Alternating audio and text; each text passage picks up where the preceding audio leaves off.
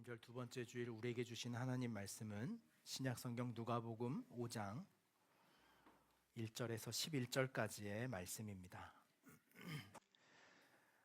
무리가 몰려와서 하나님의 말씀을 들을새 예수는 게네사렛 호숫가에 서서 호숫가에 배 두 척이 있는 것을 보시니 어부들은 배에서 나와서 그물을 씻는지라.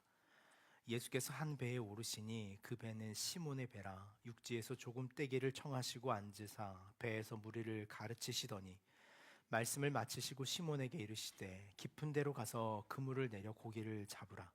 시몬이 대답하여 이르되 선생님, 우리들이 밤이 새도록 수고하였으되 잡은 것이 없지만은 말씀에 의지하여 내가 그물을 내리리이다 하고 그렇게 하니 고기를 잡은 것이 심이 많아 그물이 찢어지는지라. 이에 다른 배에 있는 동무들에게 손짓하여 와서 도와달라 하니 그들이 와서 두 배의 채움에 잠기게 되었더라. 시몬 베드로가 이를 보고 예수의 무릎 아래 엎드려 이르되 주여 나를 떠나소서 나는 죄인이로소이다 하니 이는 자기 및 자기와 함께 있는 모든 사람이 고기 잡힌 것으로 말미암아 놀라고 세베대의 아들들도 시몬의 동업자인 야고보와 요한도 놀랐습니다. 예수께서 시몬에게 이르시되 무서워하지 말라. 이제후로는 내가 사람을 취하리라 하시니 그들이 배들을 육지에 대고 모든 것을 버려두고 예수를 따르니라. 아멘. 하나님의 말씀입니다. 부르심이라고 하는 제목으로 오늘 하나님의 말씀을 함께 나누겠습니다. 이 장면을 좀 머릿속으로 여러분들이 상상해 보며 오늘의 말씀을 함께 나누었으면 합니다. 배에 오르셔서 육지에서 거리를 조금 떼기를 청하셨습니다. 배는 그러므로 육지에서 조금 떼어져 아마 배를 몰고 있는 주인과 예수만 그 배에 오르셨을 것 같습니다. 이제 예수는 더 멀리 있는 무리들을 함께 볼 수 있는 시선이 확보됐습니다. 그것은 회중도 마찬가지입니다. 회중도 이제는 예수 그리스도가 보일 만큼 충분히 서로의 시선이 마주쳤습니다. 저는 이 장면이 참 의미 있다고 생각합니다. 서로의 시선이 마주치는 순간 무엇인가 어떤 이야기가 터져나올까 기대하는 것 같은 그런 장면입니다. 그런 의미에서 저와 여러분도 한번 그런 시선의 맞춤을 한번 해보시면 어떨까 생각하는데요. 네, 저와 말입니다. 저와. 네. 오늘 예수님께서 어떤 말씀을 하실까? 그들은 이제 우뚝 선 주님이 어떤 주제로 어떤 이야기를 펼쳐내실까 기대했을 것 같습니다. 저도 이 말씀을 이 대림절 묵상하며 주님 그 배 위에서 무슨 말씀하셨을까라는 생각을 여러 번 혼자 생각하게 합니다. 그 배에 오르셔서 주님 늘 말씀하셨던 것처럼 그 산 위에서 수많은 백성들을 향해 맺혔던 것처럼 가난한 자가 복되다, 온유한 자가 복되다, 애통하는 자가, 화평하는 자가, 의에 줄이고 목마른 자가, 박해받는 자가, 마음이 청결한 자가 복되다 하시는 하나님 나라의 말씀을 선포하시지 않으셨을까 이런 생각을 하게 됩니다. 그런 의미에서 이 하나님 나라라고 하는 주님의 반복된 설교의 메시지는 그들이 가지고 있는 인생의 가장 중요한 가치의 전복이라는 생각을 합니다. 전복, 먹는 전복 말고요. 뒤집어졌다 이런 겁니다. 여러분 시국이 좀 어려우셔서 그런 건 아니시겠죠? 전복. 그 가치의 전복은 우리 안에 있는 가장 연약한 것을 깨트리는 힘이 있다는 생각을 합니다. 여러분 가난하기를 소망하십니까? 온유한 자가 되기를 꿈꾸십니까? 애통하는 자, 화평하게 하는 자입니까? 의에 줄이고 목마른 삶을 살길 원하십니까? 아니면 늘 당당하고 떳떳하게, 배부르게, 넉넉하게 지배하는 그 상위의 자리에 서기를 원하십니까? 근데 주님 그것과 전혀 반대에 있는 우리의 삶의 방향성, 우리가 내면으로 가지고 있는 가장 연약한 부분, 우리가 가장 깨지기 쉬운 영역들로 우리의 삶을 견인해 끌고 가는 것으로서의 전복입니다. 아마 그날의 말씀도 여전히 그랬을 것이라 생각합니다. 예수님의 말씀은 그들이 가지고 있는 그 연약한 내면 그리고 그들의 죄성을 낱낱이 드러내는 말씀이었을 것입니다. 우리가 그런 마음이 들지 않습니까? 내가 감추고 싶은 것을 가장 직접적으로 드러낼 때 우리는 그것에 강한 저항감을 느끼는 것 같아요. 내가 잘 못하는 것, 우리가 잘 연약한 점들을 누군가가 끄집어낼 때 우리는 뭐 그렇게까지 반응해 싶을 만큼 우리는 더 극단적인 저항을 펼치는 게 우리의 인간의 모습, 그리고 오늘 예수님 안에 서 있는 제자들의 모습일 것이라는 생각을 하게 됩니다. 예수님의 설교가 끝난 후에 어부들이 보인 행동을 성경은 의도적으로 묘사합니다. 5장 2절의 말씀에 호숫가에 배 두 척이 있는 것을 보시니 어부들은 배에서 나와서 그물을 씻는지라. 말씀을 하는 그들의 삶의 자리에 이미 그들은 삶의 어떤 최종 마지막을 내려놓는 지점이었습니다. 예수께서 배 한 배에 오르시니 그 배는 시몬의 배라. 육지에서 조금 떼기를 청하시고 앉으사 배에서 무리를 가르치시더니, 모든 것들을 가르치셨습니다. 이미 그들은 실패한 마음으로, 좌절된 마음으로 삶의 자리로 돌아가겠다는 마음을 가지고 있었지만, 저는 여기에 우리의 어떤 신앙의 동일한 지점을 하나 발견하는데요. 그것이 무엇이냐면, 말씀을 마치시는 그 지점에 그 전복의 가치가 선포되었음에도 불구하고 심지어 예수님이 설교자로 서 있는 그 강단에서 누구도 변화된 삶을 먼저 실천한 자가 없었다는 것이 오늘 우리가 주목해야 할 요점이기도 합니다. 예수님의 설교가 끝났지만 그들은 모두 각자가 하던 일로 다시 돌아갑니다. 예수님의 설교가 그 전복, 인생의 가치, 새로운 존재 방식, 그들의 가장 내면의 깊숙한 연약함을 들춰내셨음에도 불구하고 그들은 그 말씀을 들은 이후에 그들의 삶은 다시 일상의 삶으로 돌아가는 것으로 제자리 걸음하고 있는 것이죠. 주님은 낡은 존재의 방식을 새로운 존재의 방식으로, 완전히 존재의 방식의 새로움을 그들에게 설교하셨음에도 불구하고 그들은 여전히 다시 그들의 원래의 자리로 돌아갑니다. 일상의 자리로 돌아가는 것이죠.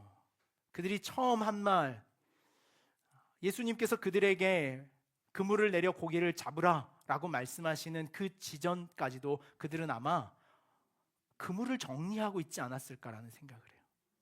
예수님의 설교를 하는 동안에는 잠시 집중해 그 그물을 정리하던 손길을 멈췄지만 아마 설교가 끝나자 그들은 속으로 그런 마음을 가졌을 것 같아요. 그래서 우리 산다는 게 얼마나 힘든지 전향반은 잘 몰라. 우리가 오늘 이 실패한 이 좌절감이 얼마나 깊은 것인지, 우리 가족들을 먹여 살려야 한다는 그 삶의 고뇌가 얼마나 큰 것인지 저분은 몰라. 늘 저런 이야기만 하시지. 근데 주님 현실은 그것이 아닙니다. 주님이 그물에 물고기가 걸려 있어야 되는 것이 우리의 현실입니다 라고 생각하며 그들은 그 장엄한 인생의 외침 이후에도 그들은 일상으로 돌아가기를 앞다투어 진행하고 있었던 것이죠. 거기에 주님이 하시는 말씀이에요. 그물을 내려라. 여러분의 인생이라면 어떻게 하시겠습니까? 여러분의 인생의 자리로 돌아가 오늘 이 설교가 다 끝난 이후에 여러분의 삶은 다시 그 일상성 속으로 돌아갈 때 여러분의 인생에 그물을 던지라라는 메시지는 어떤 식으로 다시 이야기가 될까요? 우린 어부가 아니어 던질 그물이 없습니까? 아니, 여러분의 방식에 있어서의 그물을 던지라는 주님의 음성이 무엇일지 여러분 스스로가 경험하셔야 돼요. 찾아내셔야 돼요. 내 인생에 그물을 던지라는 말씀은 어떻게 이해되셨을까? 아니, 왜 하나님 나라의 전복을 말씀하시다가 하나님 나라는 애통하는 것, 가난한 것, 의에 굶주린 것이라는 말씀을, 화평케 하시는 것이라는 말씀을 하신 끝자락에 왜 그들에게 그물을 내리라고 말씀하셨을까요? 나가서 그렇게 살아라. 그래, 이제 그물 정리하고 가서 가정에서 열심히 해라. 삶의 자리에서 그렇게 살아라 라고 말씀하시지 않고 왜 그물을 다시 내리라고 하셨을까라는 거예요. 그것은 우리가 늘 스스로 고뇌하고 실패했다고 생각하는 그 지점으로 다시 돌아오게 하시는 힘이에요. 여러분의 인생에 그 삶의 자리로, 그 하나님의 소망 앞에 섰던 자리로 다시 돌아오라고 하는 오늘 우리의 존재 양식을 다시 한번 세우시는 하나님의 사인이라고 생각합니다. 그들은 뭐라고 대답했을까요? 5절 말씀에 시몬이 이렇게 대답합니다. 이르되 선생님, 우리들이 밤이 새도록 수고하였을 때 잡은 것이 없지만은, 여기까지가 원래 원문에는 한 단락입니다. 우리가 밤을 새도록 고생했습니다. 선생님은 어부가 아니라 설교자이지 않습니까? 일상은 잘 모르는 분 아니십니까? 뭔가 좀 다른 차원에서 살고 있는 형이상학적인 생각을 가지고 살아가는 분 아닙니까? 물고기는 우리가 더 잘 압니다. 선생님, 대개는 그들이 사용했던 당시에 이 어구라고 하는 것은요, 채 2m 정도밖에 안 되는 그물이었습니다. 그러므로 그들이 우리가 생각하는 것처럼 우리 덕근 집사님 집에 있는 쌍끌이처럼 바닥부터 긁어내는 그물이 아니라 물 위에, 수면 위에 그물을 내려 수면 위에 있는 고기들을 잡는 것이었는데, 당시의 물은 밤이 되면 물고기들이 이 먹이 활동을 위해서 물 위로 올라오는 습성이 있기에 그들은 밤에 어부를 했습니다.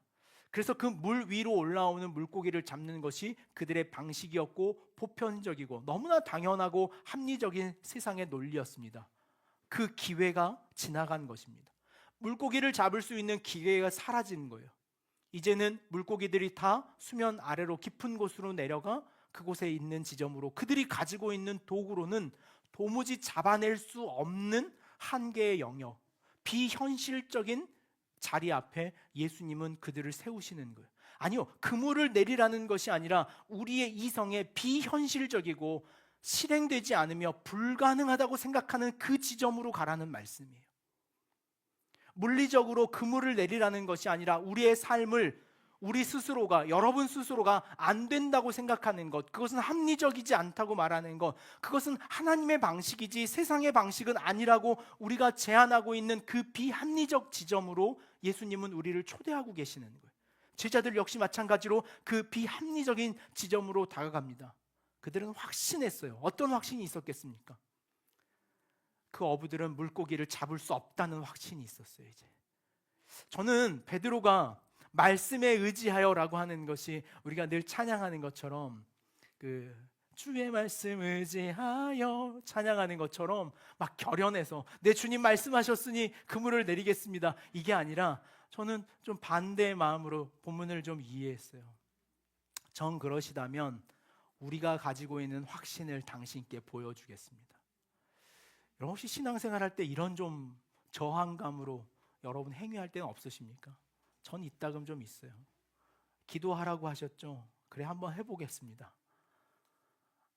말씀 보면 된다 그랬죠? 그래 해보겠습니다.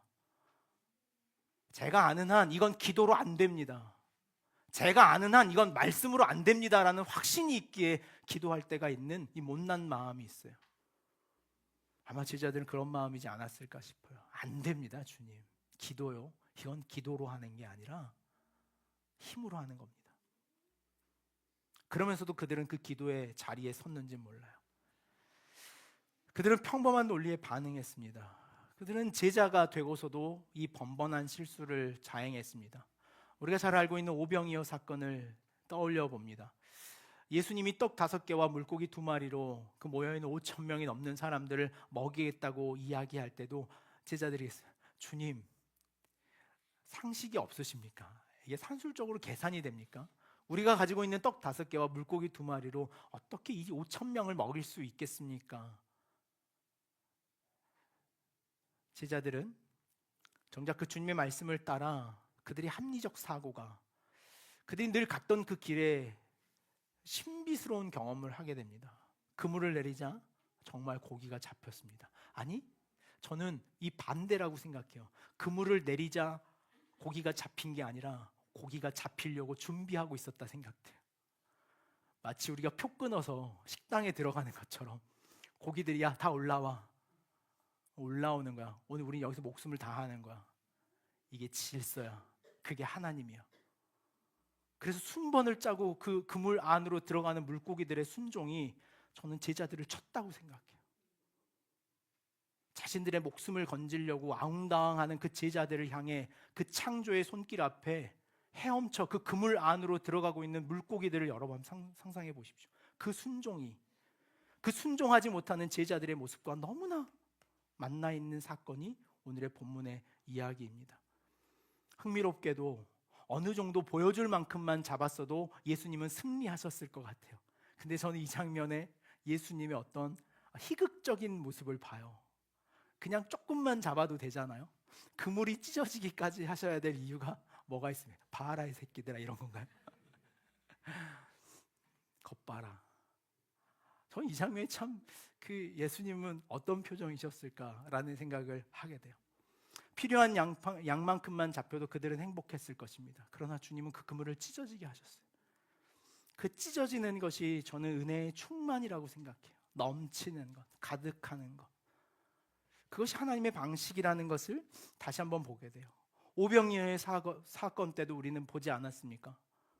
떡 5개 그리고 물고기 2마리로 그들이 조금씩 그냥 입맛만 다시는 것처럼, 그냥 고기만 좀 해결하는 것처럼 조금씩 나누시는 것이 아니라 얼마나요? 그들이 배불리 먹고도 몇 광주리가 남았어요. 왜 남게 하셨을까? 그때도 제자들한테 이것 봐라 이 자식들아. 주님의 어떤 희극이 담겨 있을까요? 아니요. 그것이 하나님 나라의 충만이라는 것을 보여주는 거예요.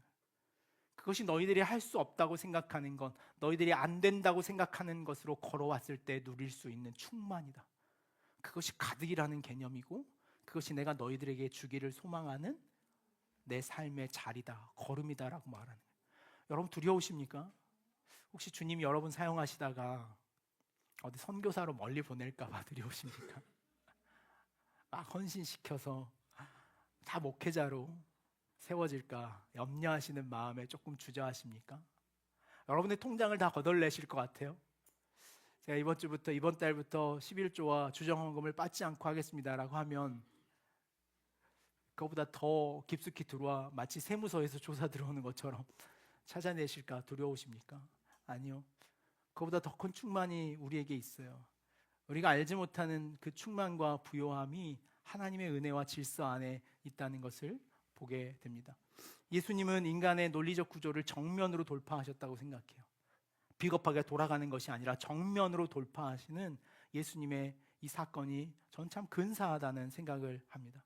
우리의 전체를 하나님의 나라로 인도하고 싶으신 거예요.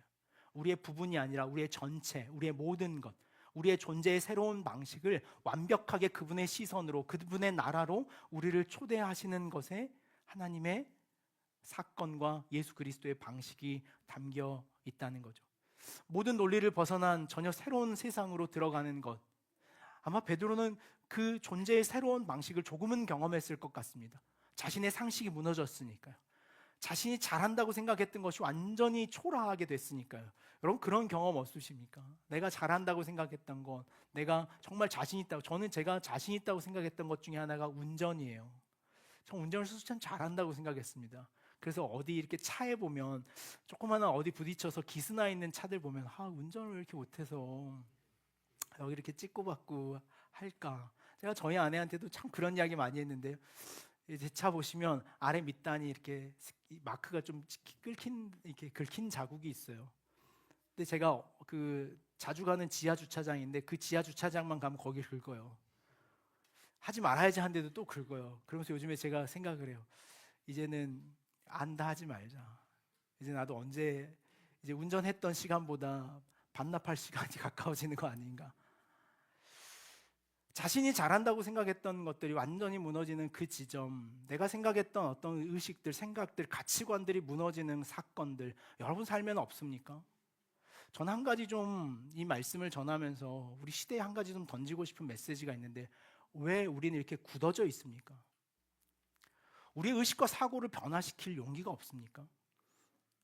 우리가 자기 자신이라고 고집하는 그것을 왜 그토록 고집하는지, 내가 생각하고 있는 인식과 생각과 태도를 왜 그렇게 깊게 고집하고 있는지, 거기에 뭐가 있길래요? 거기에 뭐가 있길래 우리는 그것에 대한 오늘 이 찾아오시는 주님의 음성에 이토록 자신의 삶을 견고하게 그것이 옳다고 주장하고 있는지 생각해 봅니다. 베드로가 그 물고기를 가득 잡고 나서 너무 부끄러웠을 것 같아요. 여러분이라면 어떻게 하시겠습니까? 저는 막 의도적으로라도 그냥 흘렸을 것 같아요. 고기 없습니다. 주님 고기 없습니다. 한 마리도 없네요 했을 것 같아요. 근데 막 고기가 배로 뛰어 올라오는 거예요. 정말 그런 장면들이 막 생각이 나요. 어쩔 수 없는 거예요. 거절할 수 없는, 자신의 인생에 풍요하게 하는 하나님의 은혜를 거절할 수 없는 그들이 오늘 시몬 베드로가 아닐까 싶어요. 저는 우리의 인생에도 좀 주님이 그렇게 일하시기를 소망해요. 여러분의 인생에 여러분들이 거절하든 거절하지 않든 환대하든 어쩌든 상관없이 오늘 이 베드로의 배처럼 일하셨으면 좋겠다는 마음의 기도를 오늘 이 설교를 준비하면서 너무 많이 했어요. 예수님의 무릎 앞에 엎드렸습니다. 엎드리면서 베드로가 뭐라고 이야기했을까? 제 나름대로 이렇게 생각해 봤어요. 주님, 제가 틀렸습니다. 역시 주님은 물고기도 다루실 줄 아십니다. 역시 주님은 이렇게 어부도 잘 이해하시는 분이십니다. 저는 그렇게 주님의 하신 일들을 좀 높여드렸을 것 같다, 영광 돌리지 않았을까, 이런 생각이에요. 여러분이라면 그 주님 앞에 뭐라고 말씀하시겠습니까? 여러분 생각을 해보네요. 제가 알고 있는 여러분들의 성향을 생각하면 뭐라고 첫 마디를 할까 좀 생각이 돼요. 오늘 순모임에서 여러분 한번 나눠보시면 좋을 것 같아요. 나라면, 그 배 위에 있는 나 베드로라면 그 주님 앞에 무릎을 꿇고 뭐라고 했을까? 저랑 창피하니까 빨리 가라고 그러죠. 가세요 좀 제발. 제 인생에서 사라져 주세요. 너무 창피해요. 우리 애들이 다 보고 있잖아요. 없는 곳에서 조용히 하시지 왜 이렇게 수많은 무리가 있는 곳에서 저를 이렇게 부끄럽게 하십니까? 라고 했을 것 같아요. 오늘 우리가 베드로가 뭐라고 했는지 우린 너무나 잘 알고 있습니다. 베드로 이렇게 말하는 거예요. 주님, 저는 죄인입니다. 주님, 저는 죄인입니다. 이게 베드로의 고백이었어요. 무릎 꿇고 주님 앞에, 주님, 저는 죄인입니다. 그 말의 의미를 조금 더 이렇게 풀어봤어요. 주님, 저는 사실 주님께 기회를 드릴 마음이 없었습니다. 저는 사실 주님께 어떤 제한도, 어떤 기회도, 제 삶에 들어올 어떤 허락도, 삶에 들어올 어떤 허락도 준 적이 없습니다. 그것이 베드로가 말하는 죄인이라는 고백 아닐까요? 여러분은 어떠십니까? 주님이 여러분 삶에 찾아오시려 오늘 두드릴 때 여러분은 기회를 드리시겠습니까? 주님께 그 기회를 맡겨드리시겠습니까? 베드로는 그 기회를 맡겨드리지 못한 자신의 삶을 죄인이라고 고백하는 것은 아닐까, 이런 생각을 하게 돼요. 인생의 전복, 자신의 삶의 가치로 생각했던 모든 것들의 새로운 인식들, 그 기회를 열어드린 것에 대한 베드로의 삶의 자리에서 비로소 베드로는 자신을 본 거예요. 여러분, 이 인생의 전복이 있을 때 비로소 자신을 보는 거예요.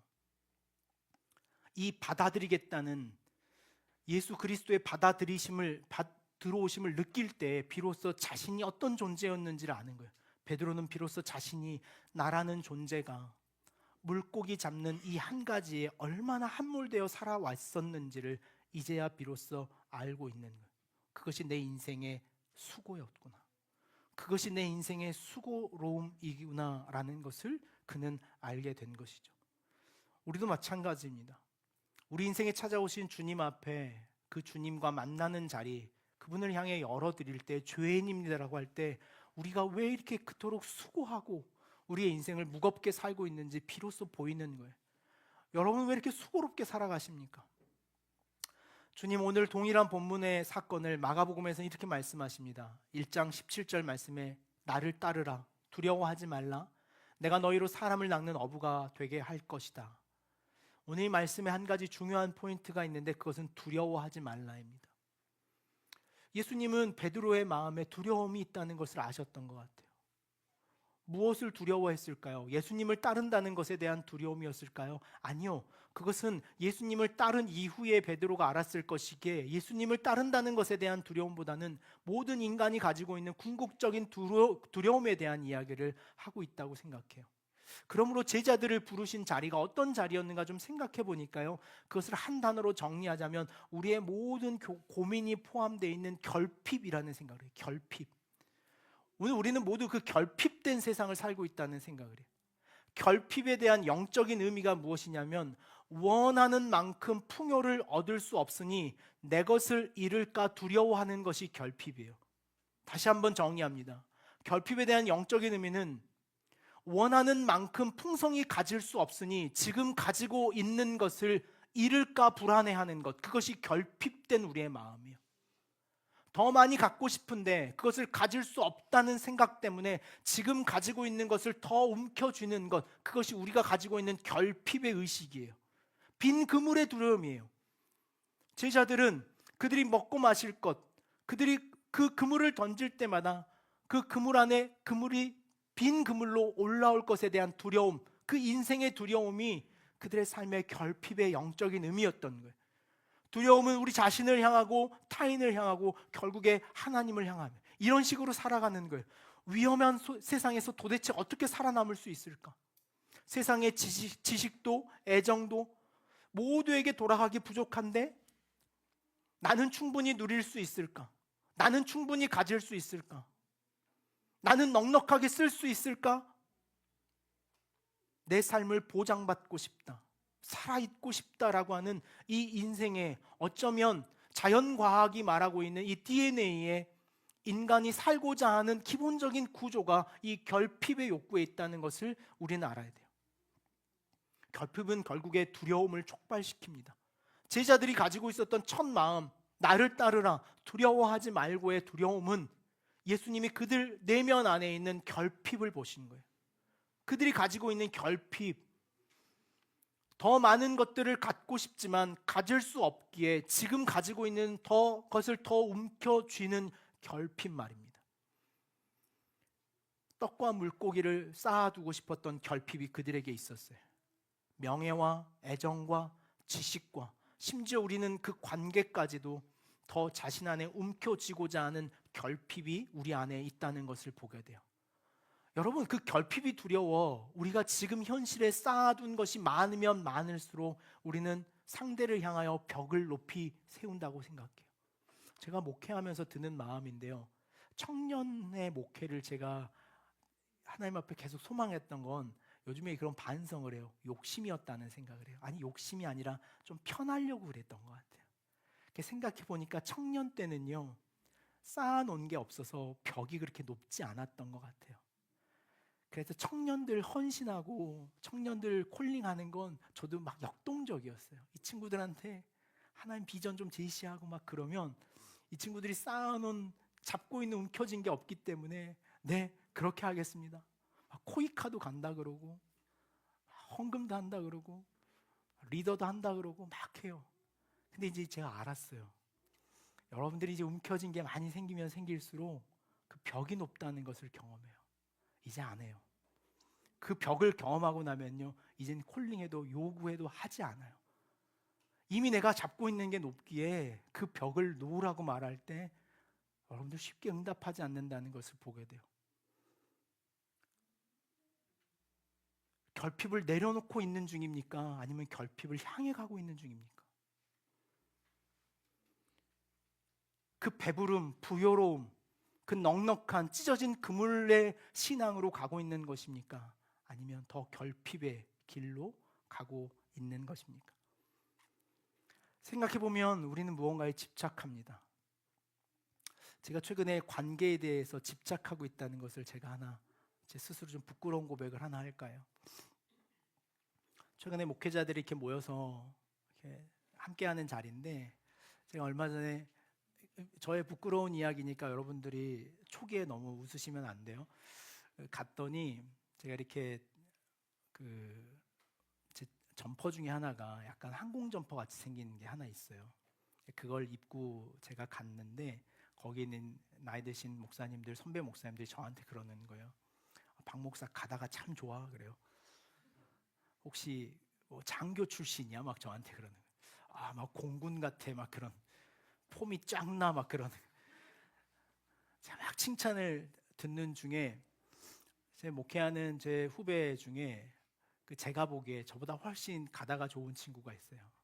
일전에 여러분들 한번 몇몇 분들 보신 분일 텐데 저희 아내는 잘 알아요. 영산포 중앙교회 박경희 목사라고, 그 친구 얼굴 참 잘생겼어요. 목회하지 않을 만큼 참 잘생겨. 어디 가나 잘생겼다는 소리 참 들어요. 근데 그 친구가 저기서 막 이제 저를 만나려고 오는데 제 마음도 이런 생각이 드는 거예요. 안 왔으면 좋겠다는 마음. 공감 잘 안 되십니까? 이런 마음 한 번도 안 가져보셔가지고. 그 친구 굉장히 제가 좋아하는 친구예요. 제가 가자 그랬거든요, 그 모임에. 근데 제가 거기 가서 그 사람들에게 인정받고 그 관계를 소유하고 있다 보니까 그 지점에 나보다 더 잘 보일 것 같은, 나보다 더 근사해 보이는 것 같은 그가 안 왔으면 좋겠다는 마음이 드네요. 제 안에 결핍을 봤어요. 굶주림. 무엇이 내 인생을 끌고 가고 있는지. 여러분은 어떠십니까? 예수님이 행하신 여러 가지 기적은 새로운 실제, 우리에게 그 새로운 넉넉함과 부요함을 보여주는 부르심으로 우리를 부르셔요. 먹고 남은 떡이 얼마나 남았는지 아느냐? 베드로야, 네 인생의 그물이 찢어지는 것을 보지 않았더냐? 우리 사실 다 그렇게 시작했어요. 우리를 그 풍성하게 하시는, 나도 모르는 그 풍요와 그 감격과 은혜로 우리를 처음 콜링하셨어요. 그 부르심이 없다면 우리는 지금의 신앙을 여기까지 해오지 못했을 것이 확실합니다. 그분은 문에 답답한 심정으로 내가 어떻게 하면 너희로 나를 신뢰하게 하겠느냐? 나만 있으면 아무것도 부족하지 않다는 것을 어떻게 이야기할 수 있겠느냐라고 우리에게 반문하시는 것 같아요. 심지어 부활하신 주님 앞에 섰던 베드로는 이와 같은 태도를 취합니다. 예수님 십자가에 죽으시고 돌아가셨다는 소식을 듣고 베드로는 어디로 갑니까? 다시 물고기 잡으러 갑니다. 누가복음에 베드로를 첫 불렀던 그 물고기 잡았던 자리로 베드로는 다시 돌아가요. 3년이라는 시간이 일장춘몽처럼 흘러가는 것 같습니다. 이제 돌아가자. 여러분 신앙 그럴 때 있지 않습니까? 열심히 해봤는데 결국에 그 지점에 있더라. 이제 그만 내 삶의 자리로 들어가자. 그만 여기서 헤매자. 그때 한 사람이 나타납니다. 물고기를 잡으러 갔지만 그들은 여전히 실패하고 맙니다. 한 사람이 찾아와 그들 곁에 서서 이렇게 묻습니다. 물고기를 좀 잡았느냐?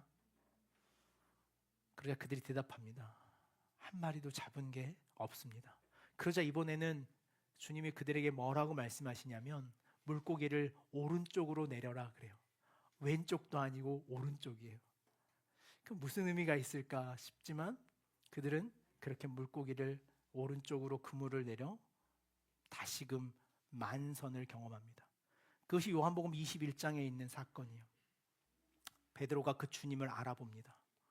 그 물고기를 다시 잡게 하시는 자신을 그 풍성하게 했던 은혜의 자리로 그 죽어버린 것처럼 사라져버린 것처럼 느꼈던 그의 스승이 다시 돌아와 자신을 다시 부욕해 하시는 것 앞에 그는 뛰쳐나와 옷을 벗고 무릎을 꿇고 경배합니다. 우리의 인생에 우리를 늘 그 부요로움으로 부르신다는 하나님의 사건이 있었으면 좋겠어요. 나를 따르라 라고 하는 것. 우리는 어쩌면 우리가 가지고 있는 신앙의 정답, 예수님이 살아갔던 이 삶의 방식을 모른다고 말할 수 없습니다. 결핍이 아닌, 그러면 우리가 그 결핍을 벗어난 어디로, 어떤 방식으로 세상을 살아가야 합니까? 라고 물을 때 전혀 주님이 우리에게 그 길을 가르쳐 주시지 않은 것이 아니에요. 우리는 알고 있어요. 그 결핍과 두려움을 벗어나는 법을 우리는 다 알고 있어요. 여러분 그게 뭔가요? 결핍과 두려움을 벗어나는 힘이 뭘까요? 예수 그리스도. 예수 그리스도. 맞아요. 오늘 우리를 결핍과 두려움에서 이겨내게 하는 것은 사랑이에요. 사랑. 사랑만이 결핍을 이기는 유일한 힘이에요. 사랑만이 두려움을 이기는 가장 큰 힘이에요. 안타깝게도 우리는 그 당연한 사랑의 길을, 그 결핍을 이겨낼 수 있는, 넉넉하게 이겨낼 수 있는 사랑의 길, 그러므로 주님은 우리를 두려움의 방식으로 우리를 따라오게 하시는 것이 아니라 이 사랑의 방식으로 우리를 따라오게 하시는 거예요. 사랑의 넉넉함으로 우리를 초대하고 계시는 거예요. 하지만 안타깝게도 우리는 우리가 익숙한 길을 선택해요. 여러분 잘 생각해 보세요. 제가 요즘에 많이 생각하는 건데 제 인생에 있어서 익숙한 게 뭔가요? 저는 이제 익숙한 방식이 조금 더 화를 내는 것에 제가 두 가지 길을 갈 수 있을 때 익숙하다는 생각을 해요. 사랑하는 것과 분노하는 것, 둘 다 우리는 선택할 수 있는데 우리는 익숙한 길로 나도 모르게 흘러가요. 마치 늘 익숙한 길로 운전대를 잡고 무의식적으로 집에 가는 것처럼 말이에요. 최근에 제가 요즘에 제 기억력에 한계가 왔다는 생각을 하면서 요즘 그 스스로 점심에 뭐 먹었지 이런 거 혼자 스스로에게 물어요. 한 번은 분명히 중요한 전화 통화를 받고 그분과 어떤 결정을 내렸는데 돌아서서 잊어버렸어요. 그분이 여자인지 남자인지. 무슨 상황? 이 정도면 병원 가야 되나요? 치매 검사를 해야 되나? 오늘 무슨 이야기를 하는지 지금도 잊어버렸어요. 삶의 자리와 걸음에서 오늘 제가 가지고 있는 불편함과 어리석음이 익숙한 길로 가더라는 거예요. 그냥 무의식적으로 흘러가는 그 길, 그 익숙한 길이 우리에게는 어쩌면 두려움의 길이라는 생각을 해요. 결핍의 길을 선택한다고 봐요. 저는 이제 여러분들 중에 한 가지 몇몇 상의하면서 상담하며 했던, 저는 이런 이유로 결핍한다는 것 오늘 여기서 끊어내십시오. 아니에요. 당신이 향하고 있는 거예요. 그 결핍은 외부가 만드는 것이 아니라 내가 그 길을 가고 있는 거예요. 그 결핍으로 인하여 내 인생이 이와 같다고 현실을 핑계하지 마십시오. 더 이상. 충분히 넉넉해요. 충분히 그 두려움을 이길 만큼 부여합니다. 그럼에도 불구하고 어리석게도 늘 그 스스로 결핍을 선택하며 두려움의 자리를 벗어나지 못하는 것, 그것이 우리가 그 길에 대한 익숙함이에요. 여러분 어디에 익숙해 계십니까? 우리는 사랑에 익숙해져야 함에도 불구하고 사랑보다는 두려움이에요. 사랑보다는 결핍이에요. 공포예요. 고통이 우리에게 더 익숙한 길이에요. 상대를 움직일 수 있는 사랑의 방식이 익숙한 것이 아니라 상대를 위협하는 것이, 상대에게 고통을 주는 것이 상대를 움직이는, 정말 우리 사회가 어떤 방식에 익숙해 있는가 생각해 봐요. 여러분의 삶에는 예수님을 따르라고 하는 이 두려움을 내려놓는 이 삶의 걸음에 있어서 주님 우리에게 거창한 무엇인가를 요구하시는 것이 아니라 작은 답을, 작은 걸음을, 작은 일상을 우리에게 원하고 계신다는 생각을 해요. 정말 모든 것을 버리고 여러분들을 아프리카로 선교사로 보내거나 여러분의 인생을 다 내려놓고 완전히 새로운 길로 인도하시겠다는 게 아니에요. 한 걸음, 단순한 일로 한 걸음부터 시작할 수 있는데 여러분 왜 거창한 것을 고민하고 계십니까? 큰 일을 알아야지만 작은 일을 하는 것이 아니라 한 걸음씩 내딛는 것. 놀랍게도 주님과 소통하는 사람들, 주님과 가깝게 살아가는 사람들은 그 작은 일을 실천하는 사람들이라는 생각을 하게 돼요.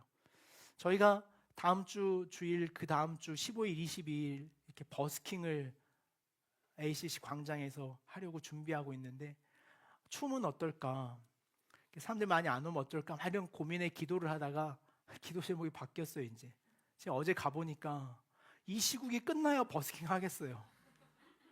안 그럼 저희 장비 갖고 가서 저희도 이거 해야 돼. 이거 할까요? 그냥 버스킹 말고. 시국이 이런 시국이 됐어요.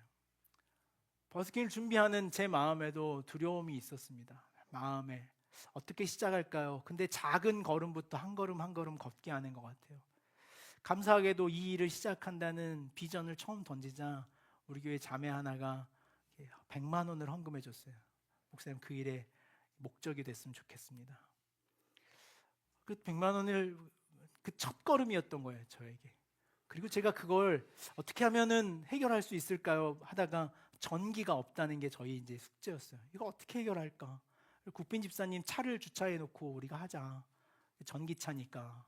별 생각을 다 했는데 버스 정류장이라고 막 그래서 딱지를 끊는 게 좋겠다. 이런. 막 빌려야 되나. 그런 어려움들을 여기저기 나눴더니 한 분이 감사하게 연락을 주셨어요. 그 일 계속 하실 겁니까, 목사님? 그래서 대답을 뭐라 그래요? 네, 그렇게 하겠습니다. 그랬더니 그럼 발전기는 제가 헌금하겠습니다. 그래서 2층에 보면 발전기가 하나 과할 만큼 큰 게 와 있어요. 그래서 제가 용기를 좀 냈어요. 그 다음 세 번째 걸음은 한 사람을 좀 선택했습니다. 제가 여기 늘 찬양 반주하는 선진 자매에게 수요일 날 불러서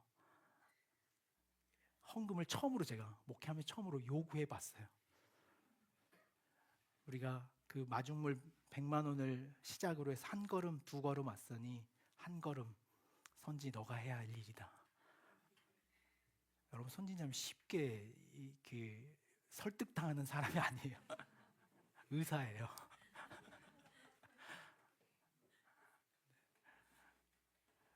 한 걸음 한 걸음 제가 생각해요.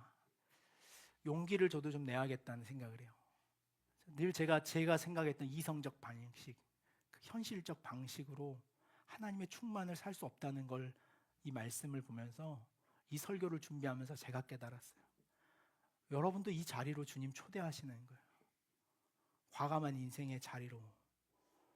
그 결핍으로 인하여 그 부르심에 순종하지 못하고 있는 그 물고기를 내리라는, 그물을 내리라는 그 요구에 그물을 내리지 않고 그 그물을 정리하고 있는 여러분의 삶에 그물을 내리라 라고 말씀하십니다. 아멘.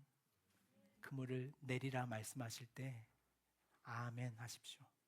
그 걸음으로 우리를 초대하시는 줄로 믿습니다. 이것이 일상의 매일의 초대라고 생각해요. 오늘 우리가 이제 곧 부르게 될 매일의 초대라는 찬양이 제 마음에 그런 매일의 잔치가 그런 마음의 고백이었습니다. 우리를 부르시는 그 일상의 작은 것에 그래 그렇게 해보면 어떻겠니? 누군가에겐 그것이 따뜻한 엄마, 누군가에게는 더 따뜻한 아빠의 결단일지 몰라요. 누군가에게는 그것이 의로운 분노처럼 오늘 저녁부터 나가서 퇴진 운동을 하게 될지 모르겠습니다. 어떤 사람의 사랑은 열정적이고 어떤 사람의 사랑은 따뜻하고 환대하며 어떤 사람의 사랑은 온유합니다. 어떤 사람의 사랑은 조용히 섬기는 사랑이 있는 것 같아요. 어떤 이의 사랑은 참여인 것 같습니다. 이 다양한 우리의 모습들이 모여 세워지는 것, 그것이 예수님의 공동체이며 하나님의 나라며 오늘 우리의 교회라고 생각을 합니다. 두려움과 결핍이 아닌 사랑으로 살아가십시오. 거대 담론이 아닌 일상의 소소함으로 그 초대를 살아가는 자로 부르시는 주님의 부르심이 여기에 있습니다. 그물을 내려라. 기도하겠습니다. 고마우신 주님, 우리에게 요구하시는 그 그물을 내리라는 과감한 도전에 우리가 순종하며 따라갈 수 있는 자들 되게 하여 주옵소서. 그 믿음의 결단에, 그리고 주님 반드시 우리에게도 그 풍요로움, 그러므로 소망하며 기대하는 것은 이번 성탄 예배에 그 베드로의 만선한 배와 같은 교회 되게 하여 주옵소서. 그리하여 이제 너희가 물고기가 아닌 사람을 낚는 어부가 될 것이라고 말씀하셨던 그 제자의 부르심을 순종하여 걷는, 기억하는 교회에 오늘 이 걸음걸음 끝자락에 하나님 만선의 기쁨으로 우리와 함께하여 주옵소서. 우리 주 예수님의 이름으로 기도하옵나이다. 아멘. 몇 가지 드리겠습니다. 좀 중요한 광고가 있어서요. 기억해 주셔야 될 중요한 광고가 있습니다. 오늘 카자흐스탄 선교팀 모임 계속 진행되고 있고요. 그 다음에 광고인데요. 캠퍼스 전도에 관련된 광고입니다. 저희가 이번에 정말 이렇게 전도지를 2,000장을 저희가 인쇄를 했거든요. 예쁘지 않습니까? 저기 네. 2,000장 정도 해서 저희가 그 캠퍼스, 근데 고등학생들, 중학생 캠퍼스로 저희가 좀 전도를 하려고 그래요. 근데 19일 목요일하고 20일 금요일인데 19일 목요일 날 저희가 4시에 전도를 갈 인원이 좀 부족한데, 우리 뭐 직장에 계신 분들 아직 연차 남은 거 이런 거 있으면 이때 좀 쓰셔서 참여해 주시면 좋겠습니다. 19일 날 목요일 날 오후 4시예요. 그래서 한 30분 정도 우리 학교에서 나오는 고등학생들한테 저희가 25일 날 초대 엽서를 좀 돌리려고 합니다. 그래서 아마 이게 여러분들에게 던지는 그물을 내리라는 첫 번째 그 부르심이 아닐까 생각을 합니다. 그래서 이 부르심에 여러분 좀 순종하셔서 4시에 다른 데 계시다가 저기 마음에 찔림 갖지 마시고 4시에 나 시간 있는데 여기 있네 하지 마시고 4시에 복음 전하는 곳으로 여러분 오시면은 좋을 것 같습니다. 그리고 저희가 다음 주 토요일, 다음 주 주일, 그리고 그 다음 주 주일 이렇게 15일하고 22일 날 버스킹 저희가 이제 ACC에서 하려고 지금 하는데, 말씀 설교 때 이야기 드린 것처럼 좀 그렇게 될 수 있기를 빨리 안정화됐으면 좋겠는데, 그래서 어제 제가 좀 그 시간 잠깐 나가봤는데 그 상황에서 안 되겠더라고요. 잘못하면 저희가 그 나쁜 사람 취급하겠더라고요. 시국이 지금 어느 시국인데 지금. 그래서 빨리 시국이 안정됐으면 좋겠다 이런 생각을 합니다. 이 버스킹 준비를 저희가 같이 하고 있는데 준비하시는 분들만 몇몇 분 있고 그 명단이 있는 분들은 오늘 남아서 버스킹 연습을 좀 같이 해주셨으면 좋겠습니다. 다음 주에 나가야 되거든요. 그래서 물론 다음 주에도 충분히 연습을 할 수 있지만 오늘도 한번 해봤으면 좋겠습니다. 그리고 마지막 버스킹 순서 마지막에 저희가 지난 성탄절에 전교인이 함께 불렀던 노래가 있어요. 기억하시는지 모르겠어요. 그걸 저희가 한번 오늘 한번 다시 한번 좀 그 생각을 좀 되새겨 볼까. 그리고 실제로 저희가 지금 버스킹하는 거랑 버스킹하는 건 아닌데요. 당일날 예배 때 드려질 찬양들을 리스트로 만들어 가지고 유튜브에 지금 올려놨거든요. 그래서 여러분들 25일날 예배 찬양도 좀 들으시면은 좋을 것 같습니다. 24일날 7시 일정도 여러분 좀 기억해 놓으십시오. 24일날은 기독병원 소아병동에 아이들 찾아가서 저희가 페이스뱅크 사역으로 이 아이들에게 조그만한 선물들 준비해서 나누려고 합니다. 아이들 한 40명 정도 많으면 있고 40명, 30명 정도 된다 그래요. 그래서 이 아이들 선물 준비해서 나누는데 이때는 그 각 호실로 들어가서 아이들에게 선물을 빨리 줘야 돼서 인원이 좀 필요합니다. 그래서 이날 오늘 순장님들도 이날 7시에 참여 가능하신 분들 좀 조사를 해주시고 7시부터 8시 정도 하면 끝나거든요. 그래서 약속은 8시 이후로, 그래서 성탄 약속은 8시 이후에 가능하다 이렇게 보시면 되겠습니다. 그리고 성탄절 당일날인데요. 저희가 성탄절 예배가 여기 안내로 6시 반으로 나갔습니다. 왜 6시 반이냐면요. 6시 반에 오시면 그 그라운드 포라는 데가 1층과 지하가 있거든요. 지하에서 저희가 그 따뜻한 음식으로 먼저 좀 그분들 환영하려고 그래요. 그래서 지난번에 맛있게 먹었던 어묵탕 우리 지연 집사님 한 번 더 실력을 좀 발휘해 주시고 김밥 뭐 떡볶이 이런 거 하고 우리 은지가 좀 그날 쿠키 할 수 있겠죠.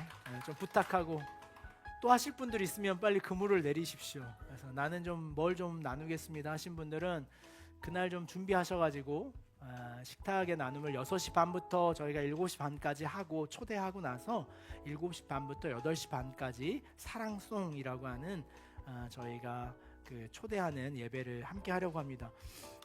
이번엔 좀 그 생각을 여러분 드리는데 제가 보면 이때 좀 데리고 오려고 마음 먹으신 분들 여기 있으셔야 돼요. 조카들이나 좀 동생들도 좋지만 누구나 다 가능합니다. 그날. 그래서 마음으로 작정하고 그 작년에 왔던 친구 그래요. 1년에 한 번은 또 올 수 있지 않을까 싶고 이번에 저기 나와서 똑같은 헤어스타일로 그 저기 현도 결혼식장에 있던 친구들 그치? 그 친구들 좀 싹 데리고 와가지고 그렇지 나처럼 좋은 일 생긴다고 이렇게 국빈 집사님 여기 두 사람이 약속했고 나머지 분들은 찬영 네 있어요. 다 있답니다. 여러분들도 그래서 이번에 저희가 한 우리 아린 자매 기도로는 한 2,000명 정도 오면 좋겠다 생각은 하고 있는데 저희가 한 200명 정도 예상은 하고 있습니다. 그래서 200명 하려면 저희 교인 수가 한 50명 정도 되니까 한 사람이 3명씩 데리고 오면은 어렵지 않아요. 그 정도 관계는 있잖아요. 3명 정도는 주변에 없으십니까? 우리 영지 자매님도 이번에는 통일 전도한다 그러면은 기존의 분들이 관계가 다 교회 안에 있어가지고 저는 친구가 베라 혜빈 이렇게밖에 없어요 하는데 그럼 안 되고 외부에서 이렇게 안 되면 오늘부터라도 그냥 그 새로 이사 간 데라도 1층부터 아파트 붙여가지고 올 수 있도록 여러분 같이 한번 해봅시다. 아시겠죠? 하시겠습니까? 네, 그렇게 하겠습니다. 해남 완도 아이들 데리고 가는 겨울 리트릿 일정이 있습니다. 1월 13일부터 15일까지요. 초등학생 1학년부터 이번에 청년까지. 근데 청년이 어디까지냐 나이 제한을 했는데 내가 청년이라고 생각하면 누구나 다 가능합니다.